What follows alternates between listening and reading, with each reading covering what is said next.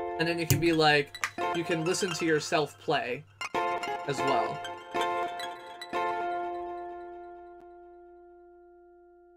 Could this replace social studies? I mean, social studies involved a lot of understanding the world in my experience. So I think this would be more appropriate for like a tech study or something like that. But I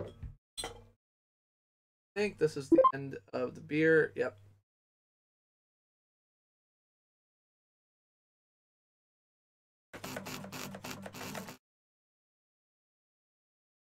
Oh, okay. No, this is doing the same thing.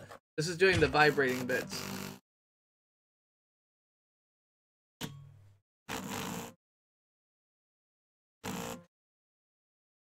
Yeah, you can't hear it most of the time because it's below the mic cutoff, but it's definitely vibrating.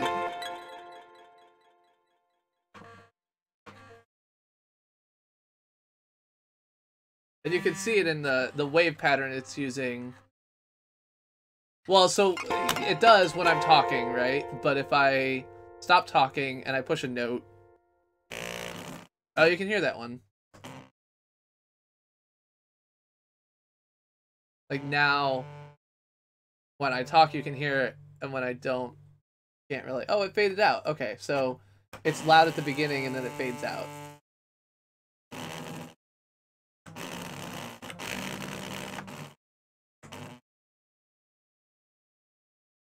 It's kind of interesting though to hear. So for someone who isn't like having this vibrate at the frequency of the notes is actually kind of a cool demo again for someone who's not as familiar with sound stuff. That could be a neat thing. Let's turn this envelope all the way up. Now we can turn it all the way down, and you're gonna hear it be.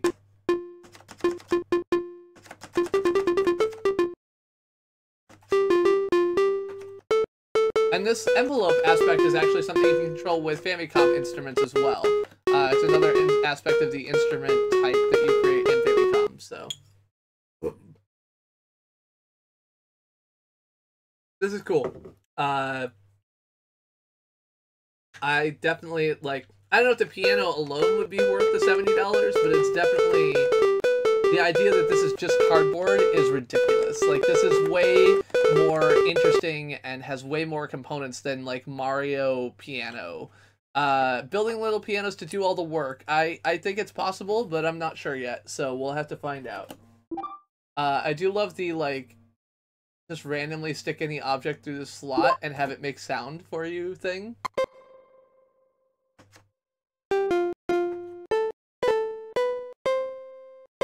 Like, this is my, like I said, this is my bottle opener that I just stuck through there. I could probably stick this on an angle, too, and get a different sound.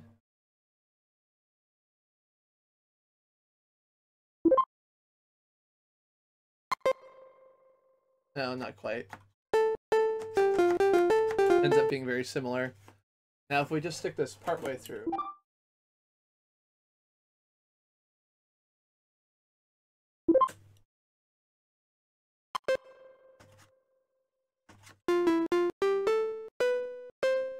Yeah, so I think one thing you'll see is that as we make this deeper, you get more of the kind of traditional square wave sound. Or actually, I should have put it all the way to one side.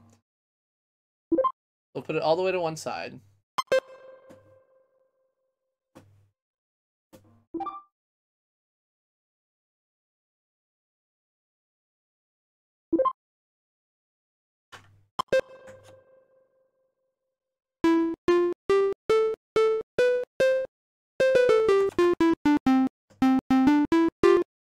Doe, a deer, a female deer, ray, a drop of golden sun, me, a name I call myself, fa, a long, long way to run. So, a needle pulling thread, la, a note that follows so, tea, I drink with jam and bread, and that brings us back to do, re, mi, fa, sol, la, ti, do. I do feel like there's some, this feels like either I'm a little bit off tune or it's a little bit off tune. I don't know.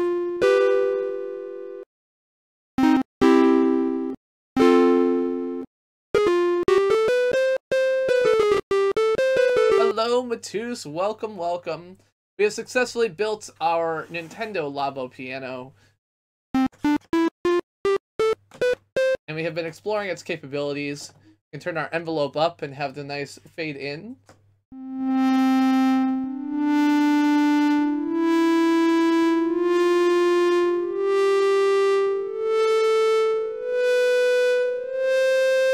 We can swap to our reverb wheel.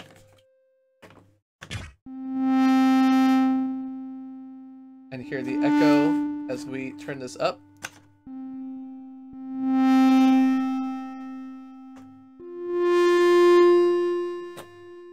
We can change to a triangle wave.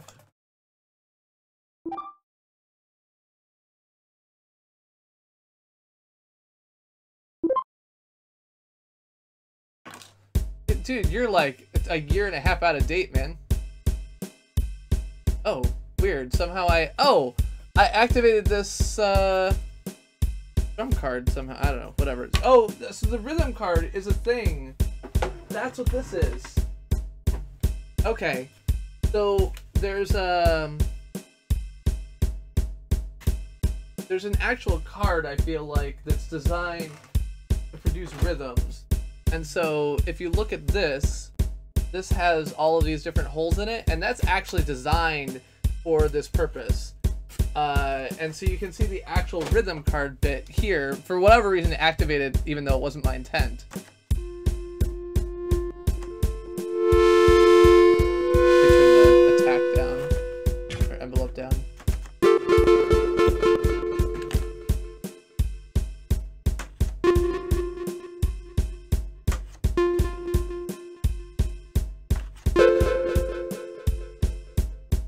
Yeah, so I moved into this office about a year ago, maybe a little bit less than a year ago.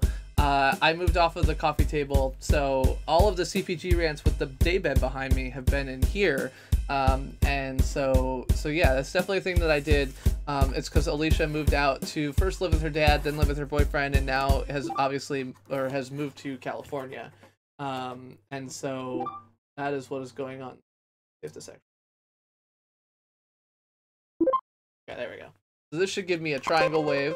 And as we talked about before, triangle waves are typically the bass lines in NES games. I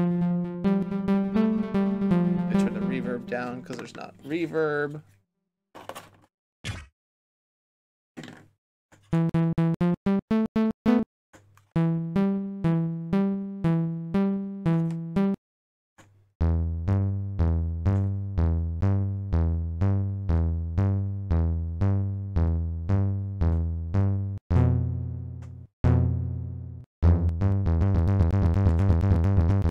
So I could definitely see this type of sound definitely has the feeling of a NES background music soundtrack, like lower bass. So if we I want to reset everything. How do I reset my recording?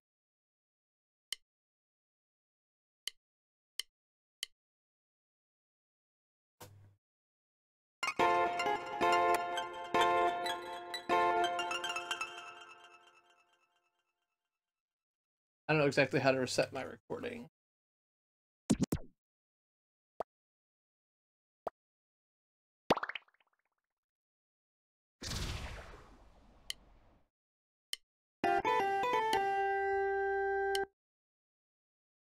I don't know.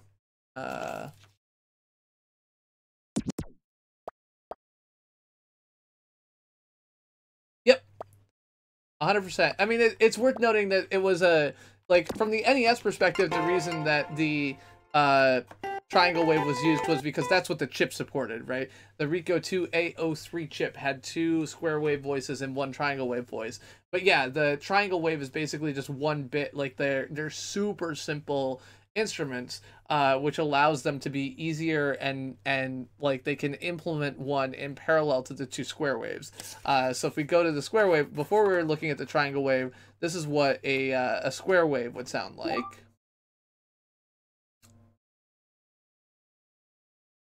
And so if you imagine that kind of bum, bum, bum, bum, bum, bum, bum, bum, you might have something on the top like this.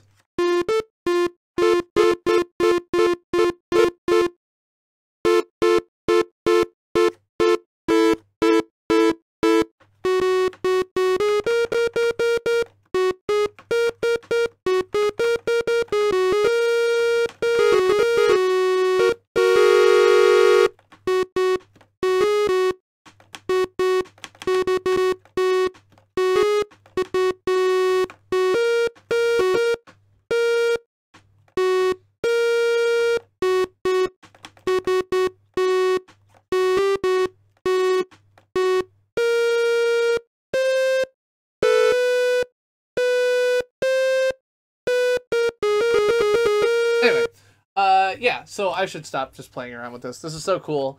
And again, so for those of you who may not have seen it yet and are hanging out, just a brief demonstration of how this actually works. Each of these little devices has a little poly IR reflective sticker attached to it, which allows it to see it. If you look at the base of the, not of this one. If you look at the base of the right-hand joystick, what you'll see here is that you can see a little IR light. So this light here, I can't see it with my eyes, but the camera can see it for you. So the IR light is shining and reflecting off of these reflective lights. So I'm like running it over the top of this. And it's when it does that, it is triggering things. So usually what it's actually looking at is a set of 12 of 12 little IR reflective strips here. 12 little IR reflective strips here. It can trigger, and it knows which one is being triggered because it slots in this little spot right here. And so it has the ability to see all of these from this camera. And beyond that, you've got a couple of different buttons. You've got a slider on the left and the right here, which does the octave movement, which is right here and controlled by a rubber band. And then within here, you've got the sensor that selects the rhythm cards as well as the knob. And all of these IR reflective strips are visible from the camera at the same time. So, yeah.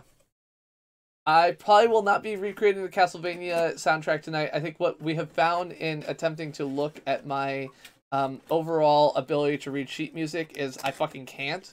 And, yeah.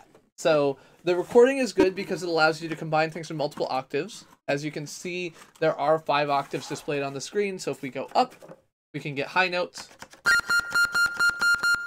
If we go down, we can get low notes. We can hit record, and we can add them, mix them together. So we'll ignore these first 2 octaves.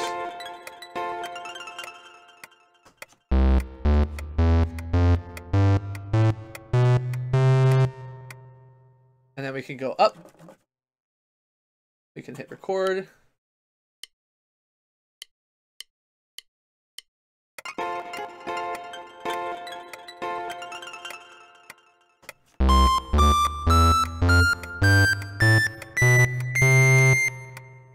And then we can go ahead and change this using this waveform detector to a triangle wave. That. Which I think it does. So I don't understand exactly how this bit works. It's clearly doing some kind of scan, as you can see from there, and then doing detection from that. But that part is a little bit weird for me. And then, again, we can record. And we can add a baseline to our scale.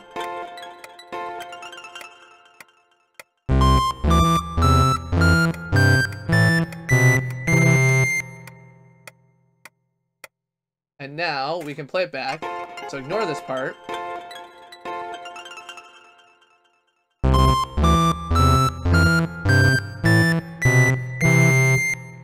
So you can see we're on different scales there. We've also got totally different instruments. We've combined a square wave with a triangle wave. And again, this is very similar to what you might have gotten on an old NES soundtrack.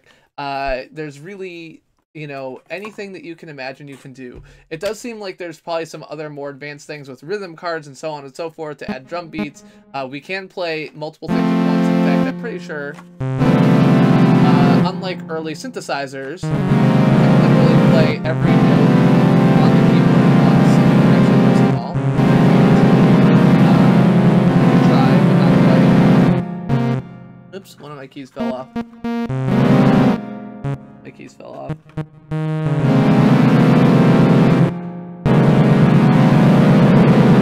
Alright, so I can have up to 13 voices at a time, which is a thing that I can't do. I will probably not create anything tonight. I may play with it a little bit and try to recreate something a little bit more complex than this, but I can do this. Here we go. Everybody ready? This is going to be my musical masterpiece of the night. Oop.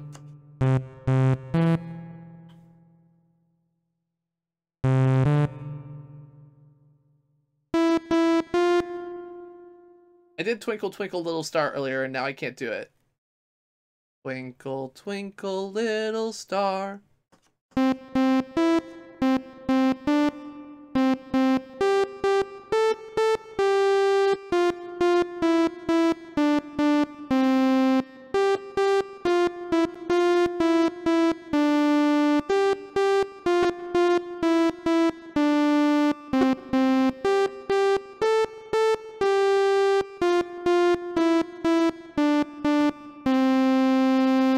I didn't actually play that earlier, I just realized. I played Mary Had a Little Lamb. And I can also play Linus and Lucy, the first part of Linus and Lucy.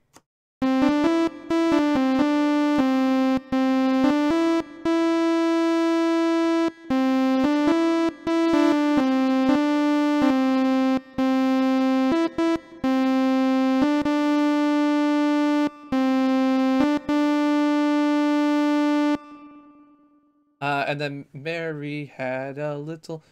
So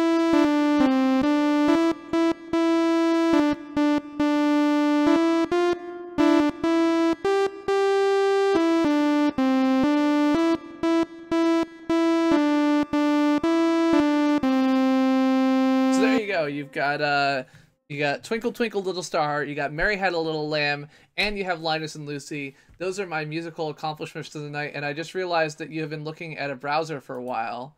I don't know how long you've been looking at a browser, but that is it. That's going to be it for me for tonight. We did build the Nintendo Labo piano kit tonight. We played it out for like the last hour. I've just been dicking around with it. So thank you for those of you who stuck around. There's so much more to learn. This device has so many cool capabilities. As I pointed out, we've got the ability to control envelope, which is how fast a note actually responds. We've got the ability to control reverb, which is how fast it sticks around, or how long it sticks around.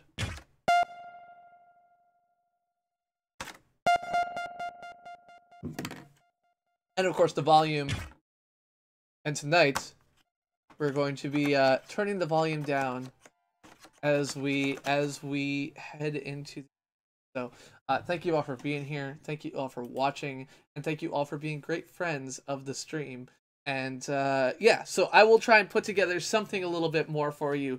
Perhaps I will learn how to at least play the main melody of All Star for you, and then we can have All Star, but it's played on the Nintendo Labo just for you. Thank you all for being here. Have a great night. And I will see you on Monday. Monday we'll be back with Super Castlevania.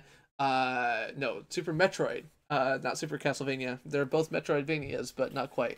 So we'll be back with Super Metroid. We will hopefully finish up Super Metroid on Monday, and then I will be gone for about a week and a half from the stream, because I will be maybe just a week. I'll be gone on Friday. Probably be gone on Monday, and then we will pick up from there. So. Thank you all for being here. Have a great night, and I will catch you on Monday. Have a great weekend. Bye-bye.